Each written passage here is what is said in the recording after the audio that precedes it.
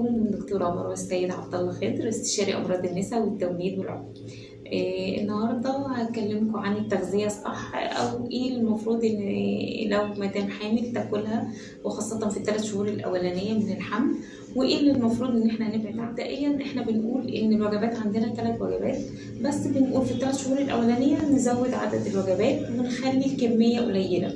يعني مثلا الوجبة نقسمها على مرتين، طبعا بكميات أقل من ال3 وجبات.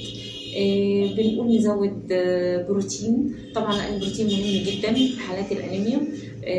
نزود الكالسيوم، نزود الفاكهة، الخضار. لو جينا نتكلم على عناصر مثلا معينة، يبقى أنا هقول مثلا أنا عندي دلوقتي عنصر البروتين هزود عنصر الكالسيوم اللي متوفر في اللبن والجبن والزبادي، والفيتامينز اللي هي متوفرة معايا في الفاكهة وفي الخضار، وممكن كمان الألياف طبعا، لأن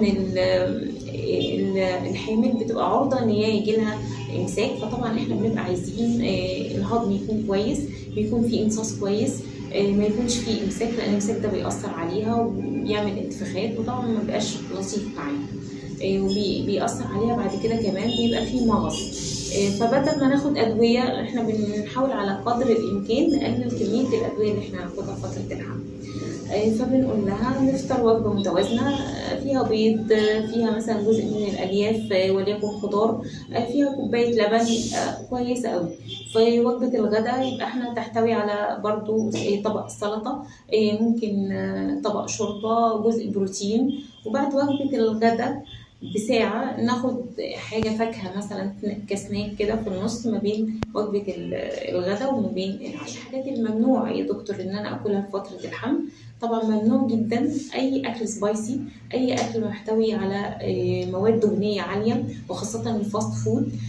ممنوع اللحوم يعني اللي هي مش ناضجة، أو اللحوم زي الهمبرجر، اللانشون، اللي هي الحاجات دي.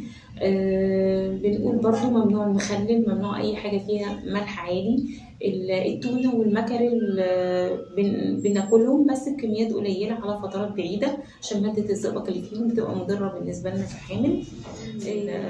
للحامل ان هي تمنعها اي حاجة يعني ممكن تعمل لها حساسية، وخاصة لو هي عندها حساسية لأغذية معينة.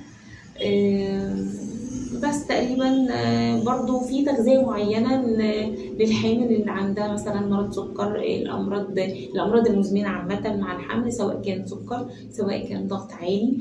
دي هي أصلا بتبقى داخلة الحمل وعارفة إيه المسموح وإيه اللي مش مسموح ليها.